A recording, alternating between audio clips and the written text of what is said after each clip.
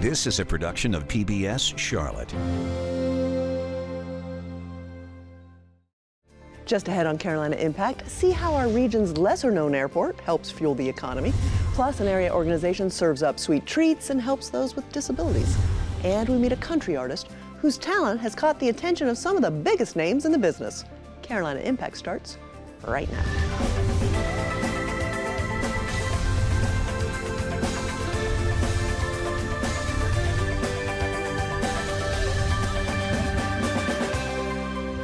Good evening. Thanks so much for joining us. I'm Amy Burkett.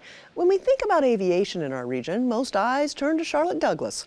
But just a short drive away, another airport is quietly powering economic growth too, creating jobs and expanding opportunities. Carolina Impact's Dara Khalid and videographer John Branscombe take us inside Concord-Padgett Regional Airport.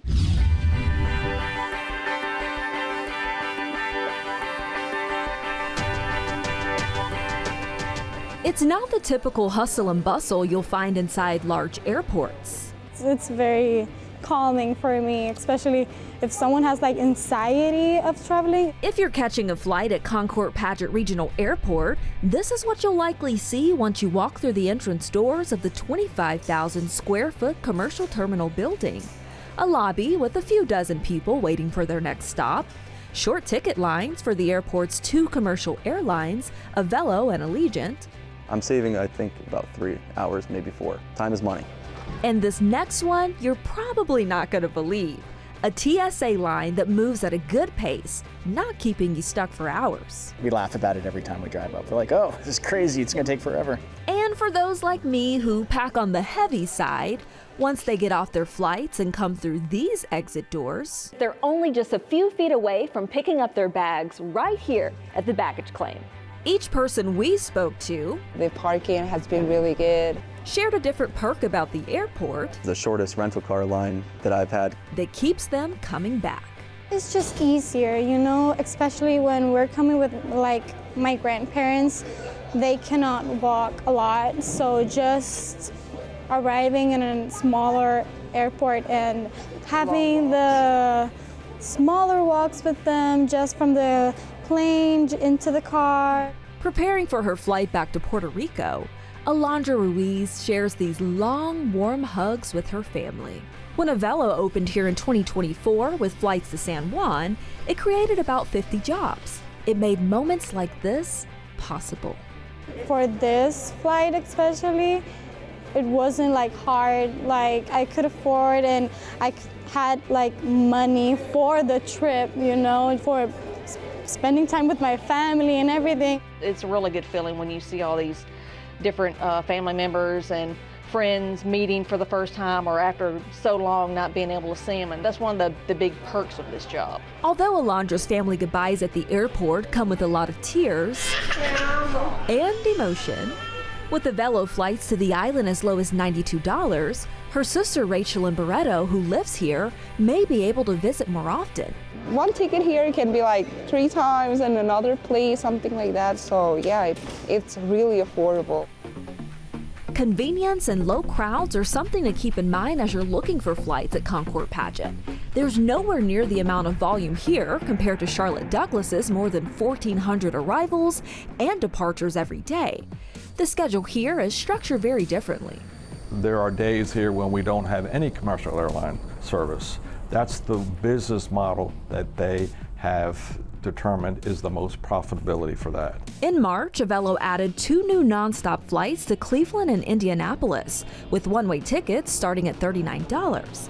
Passengers at Concord-Padgett helped the airport generate over $1.1 billion in annual economic impact in Cabarrus County. We have taken off.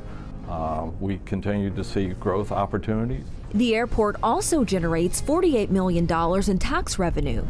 Taking us on a behind-the-scenes tour in a golf cart, retiring aviation director Dirk Vanderleest revealed something many locals may not know. No general taxpayer funds are used for the operations of this facility here. It's all through enterprise. Here's another interesting tidbit.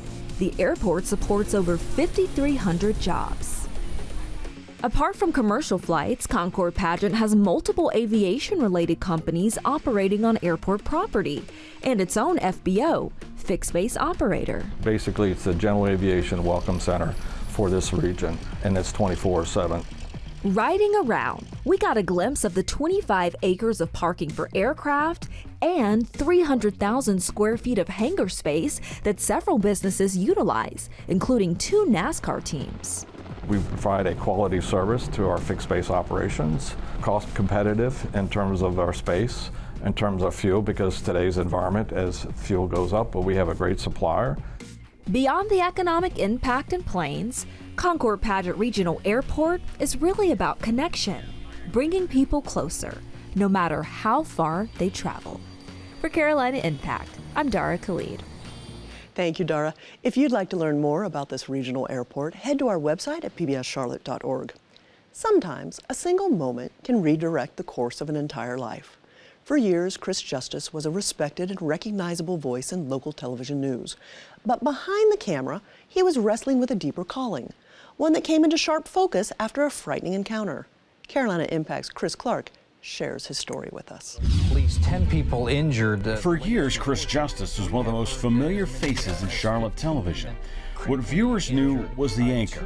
What they couldn't yet see was that the calling had been there all along. Church was a family thing, and it was so much fun. And then there was a guy who would do the announcements. I'm like, I want to be that guy. I want to be the guy that they think enough of that he can go onto the platform where the pastor is and tell the church what's going on. What an honor. That urge to be the one delivering the message didn't stop at church. On the farm in Ohio, it followed him right to the sports page and the 6 o'clock news. Could not wait for the end of the day to watch the 6 o'clock newscast to see what was going on with the Buckeyes. I'd go to the mailbox, get the afternoon newspaper, go into the house. I would read through it like I was a sportscaster. What started as a kid's dream was slowly becoming real. One tape, one market, one break at a time. I went from Oak Hill to New Bern, North Carolina. I was a sports guy there for 3.5 years. And then here's a job in Charlotte. And I thought, well, man, if you do sports in North Carolina, Charlotte's the place. And sent a tape, and sure enough, I got the job, and again, couldn't believe it. In local television, a resume tape can tell you what somebody can do. Chuck Howard says Chris told him something else too, where he came from, how he was wired, and why he might belong in Charlotte. Chris's resume tape was just tremendous. All of his contacts worked out. Called him, told me he grew up on a farming community, just like I did. And I want to say it was love at first sight. Let's just say it was like at first sight. Covering the Hornets, the Panthers, and everything in between. The move to Charlotte felt like the next big step. What he didn't know was one ordinary night would become the most terrifying test of his life. It's about 2 a.m, and I get home to the apartment. I get ready to walk in, and I hear a guy say, "Hey, buddy."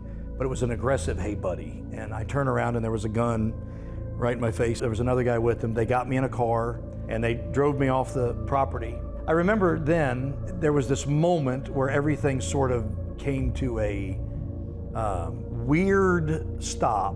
With a gun to his head and no idea how the night would end, his thoughts settled on something he had wondered about for years. You always wondered about how strong your faith would be when you were really faced with death. This is it. And in that moment, I still have this faith, and I'm probably gonna die tonight. The question of faith had been answered.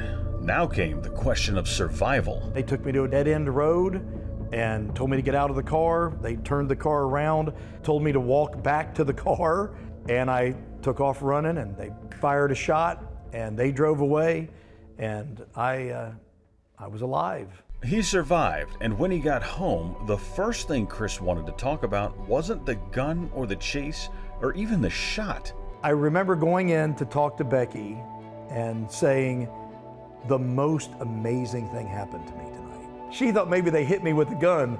She said, "Are you okay? Are you okay?" I was certainly to the point where I thought I was gonna die.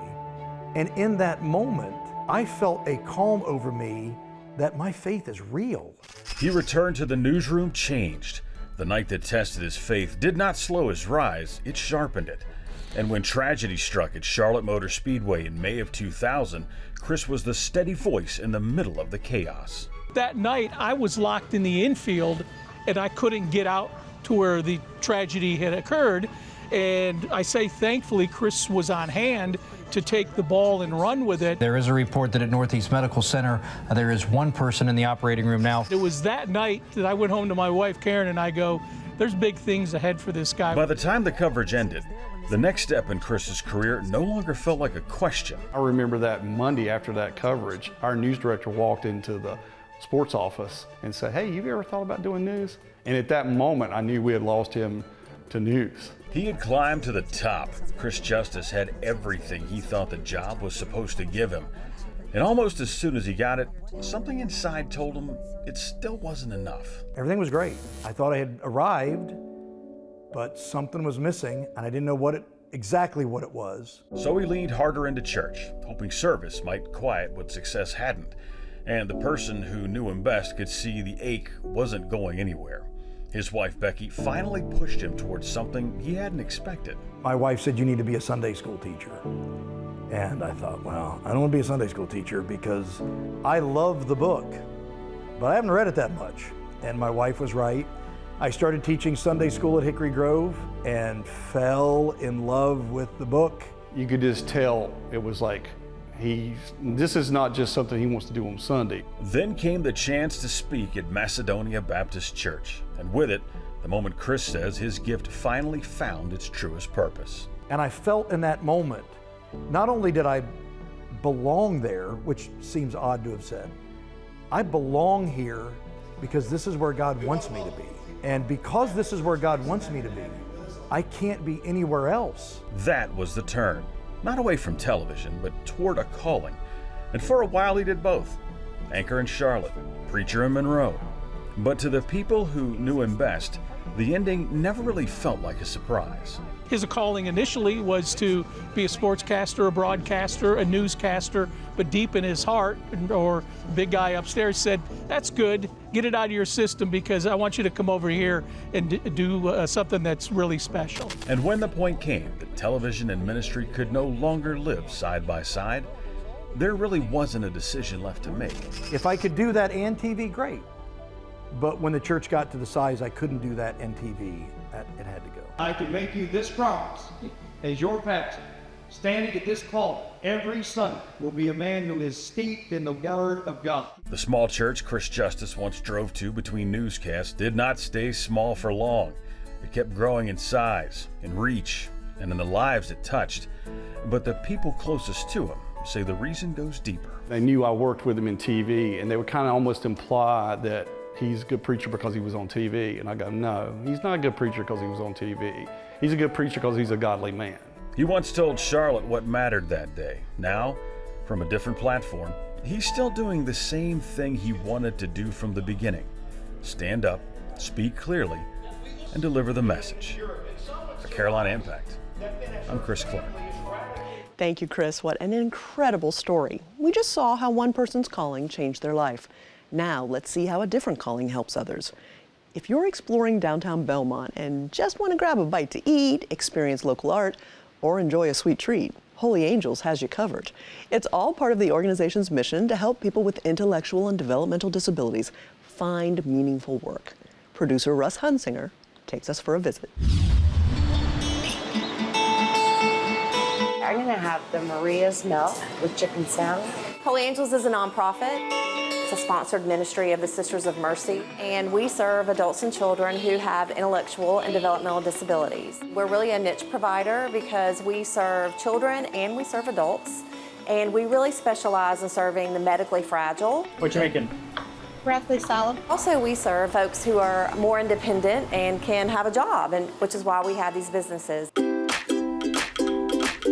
Take a big bite. So cotton candy is sort of wild. Really what we wanted to do is we wanted to make this a fun space that you could get any candy you wanted, but also make our own cotton candy. We just keep turning it like that. There's a spin on it with cotton and the mills of Gaston County. I found different kinds of cotton candy flavors, which is really cool because then my kids can decide what they want to eat. And different kind of smoothie blend Jelly Bellies that my kids can try different flavors and eat as well. Oh my gosh. One lady one day, I thought she was gonna buy the whole store. She bought all cotton candy. It's cute. The workers are great. They've been very sweet and kind. is very positive, which we need more. We need more of that positivity in this world. Cherub's Cafe, that was our first business. It's in its 30th year this year. We're here for a lunch date.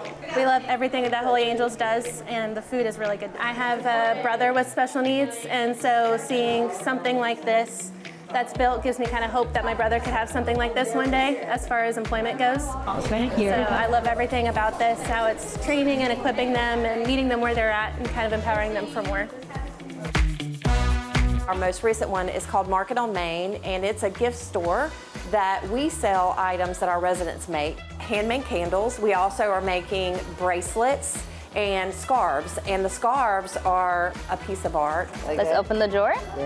Lift up the tab. So today we opened up the register. We do that every morning at 10 o'clock. Get the registers open. We have a resident come up. We like to switch because they all love doing it. So they come up, count the money, put the money in the register, flip the sign, and then they're good to go. Many of our residents are quite talented, and they love doing art, and it really means a lot to them. In our gallery, we're able to display it, and the community is able to come in and see it and actually buy it. And they're so proud when they sell a piece of their art. I worked here ever since it's been open. I make sure the candy's restocked. If I had the candy looking bad, customers are not gonna like that. That's bad quality control. That's why I make sure all the labels are straight down the line. Part of being employed is you're always learning, and our residents have very different abilities. So when they come here to work, they're working on maybe a math skill, and working the register really meets that ability to count money and have a higher level of skill. Also, there's customer service, getting to know our community and the customers that come in, but really it is skill building, so that maybe one day the folks that work at Cotton Candy can go out and maybe get a different job, which is really amazing, and that really is our goal. We really want the folks that we're serving to be able to be contributors to our society as a whole more than they already are. Belmont is an amazing community. We love being here. Our residents are celebrities here. I mean, they know everyone. It really is meaningful. We all like to go to work every day and have a meaningful job. And what makes it meaningful, maybe not so much how much we make, but the relationships that we have with our peers, the work that we're doing that means something to us individually, but also getting to know who our community is and where we work. And so the folks that we're serving and employing get to do just that. I love our residents because they give me and the people that work with them more than we ever give back to them. Makes me proud of myself. Sure. I enjoy working here at Cotton Candy. I enjoy the customers. This candy is called Sugar Babies. You have to have money. What would you do? Sit home on your, sorry. You wouldn't want to sit home and see all four walls all day. They have their own superpowers. You just have to figure out what those superpowers are and use that to help them grow. Good job. Yeah. High five. Thanks so much, Russ. If you find yourself in McAdenville, you can support another Holy Angels business, the Spruced Goose Station at 118 Westland Drive. Well, if you're like me and you love music, you probably remember buying full-length record albums in the 70s, then needing to convert all of those to cassette tapes in the 80s, then converting those to CDs in the 90s, then downloading all those to MP3s and iPods. Nowadays, we need things like satellite radio and subscriptions to streaming services like Pandora and Spotify. All of that can sure make finding new music pretty darn difficult. Carolina Impact's Jason Terzis joins us with the story of a rising local artist who's out there making a real name for herself. All right, so picture this. You're 25 years old, got signed to a record label, and just released your first album. Then you get a call. Country legend George Strait likes your sound and wants you to open a couple shows for him later this summer. Chris Stapleton, too. It's been that kind of whirlwind for local country musician Carter Faith. Good evening, ladies and gentlemen, and welcome to the Cherry Valley Tour. You may not yet know her name or her music. For one unforgettable night, Carter Faith and her band invite you to their wonderful world. But the country music industry sure does. I love writing songs. I love singing. Playing in front of a packed house at the Neighborhood Theater in Noda, Carter Faith is part of a wave of young up-and-coming artists.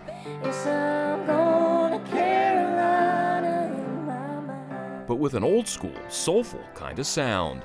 I have to remind myself that it's crazy to be able to have a career in this right now, and I do. She was recently asked to be on The Tonight Show starring Jimmy Fallon. And I was like, hell yeah, I'll do it. First at Christmas time for Ugly Sweater. Who's this guy in his ugly sweater?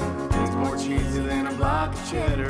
Then again in February for a live feature performance. From her new album, Cherry Valley, please welcome Carter Faith. Probably the most nervous I've ever been.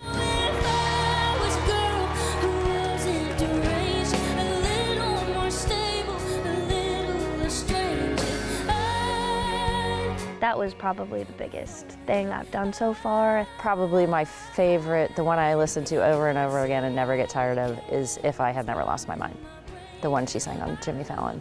Oh, and think we forgot to mention, Carter is one of our own. Growing up in Davidson was my whole life. I was born and raised there. Definitely felt like an idyllic town, for sure. As her pink plastic Barbie guitar and microphone can attest, Carter has always had a love affair with music. She was always performing, like ever since she was little. She remembers going on drives with her grandfather and being introduced to classic rock. He would drive us to preschool or to McDonald's or whatever and let us climb in the front seat and play cassettes in his car. Operator, could you help me place this car? He loved Jim Croce. Yeah, he loved Creedence Clearwater Revival. Her dad also playing a role in her musical influence. And would quiz me and probably my other siblings on what band is this? What's the lead singer's name? What song is this? It was around that time Carter started taking piano and guitar lessons. Her parents, noticing her budding talent, encouraged her to pursue it. So we kind of noticed really early that she had a really good voice. I would play down in Cornelius at Old Town Public House, if you've ever been there. When she started performing, she would go to open mics and stuff like that, and she just was consistently better. By the time she graduated from high school in 2018, Carter knew exactly what she wanted to do. Like right around when you decide where you want to go for college, I was like, ugh, I don't want to do anything else. I just want to go to Nashville. And I didn't really have to convince my parents. They, my whole life, had to convince me to get on stage and sing. So they were like, yeah, you should do it. I know I say this is the last time. She enrolled in a songwriting program at Belmont University in Nashville, attended Grammy Camp, and performed at the famed Bluebird Cafe. Her first single in 2020, Leaving Tennessee, put Carter on the map. You know better, baby. I ain't never leaving Tennessee. Then came others, like Greener Pasture. I was just Texaco, stopped just along the road. I should've known I ain't his last rodeo. And Cowboys and Dreamers. Cowboys and dreamers, fall asleep with the sky. Her initial success raising eyebrows around Nashville, leading to a performance at the Grand Ole Opry. How would you like to make your Opry debut? And a coveted record deal. It was just fun, like getting to go through all the songs that I'd written that had really stuck with me over the couple years before the album, and then new songs that really felt like personal to where I was at the time. Her debut full-length album, Cherry Valley, was released in October, featuring hit songs like Betty. He's talking about babies and fixing up a tray. He always knows a looker, so I can't even hate it. Since Cherry Valley's release, it's been a whirlwind of sorts for Carter. Her video for Bar Star featured actor Billy Bob Thornton. 'Cause my baby's a bar star. And began her run of big-name encounters. It keeps getting crazier, like just the Jimmy Fallon thing, but it's like one thing after another, so you just get used to like the crazy. And it's only getting bigger, better, and crazier from here. This summer, Carter is set to open up a couple of shows for the king of country himself, George Strait. Baby, run, cut a path across the blue sky. My CAA agent was like, apparently George Strait's been listening to your music today and likes it. And then the next day, I got an offer for these shows. That's George Strait, icon legend of all time. So those will be crazy. And getting to see a free George Strait concert 2 nights in a row, I'm cool with that. She's also going to be opening shows for someone considered by many the modern-day king of country, Chris Stapleton. What are you listening to? I think it's blowing my mind a little bit that these artists who I grew up listening to and that feel like such a big deal also use Spotify and find new artists and listen to new people that are coming up, and that I'm one of them. Y'all, my family is here. They're up there. And the next time she'll be playing back home in June when she opens for Jelly Roll and Post Malone at Bank of America Stadium.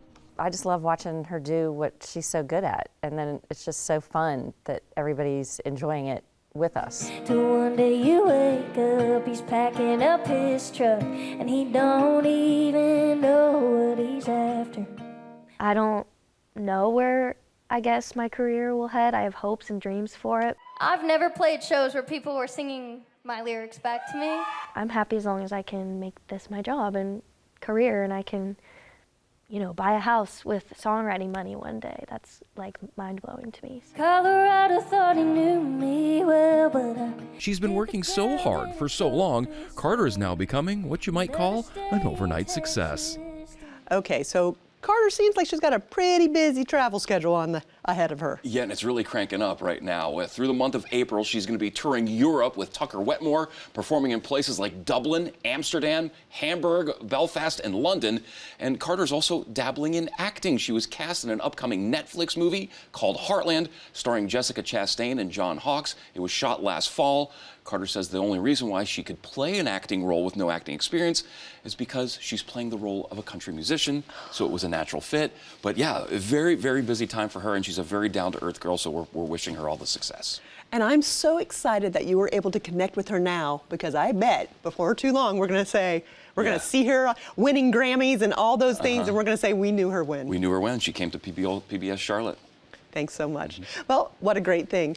Before we leave you tonight, I'd like to thank the group from ALC Mosaic in Charlotte, a wonderful group of school kids from 9 to 17 years old. I enjoyed spending time with them, and I also enjoy spending time with you. Thanks so much for joining us. We always appreciate your time, and I look forward to seeing you back here again next time. Good night, my friends.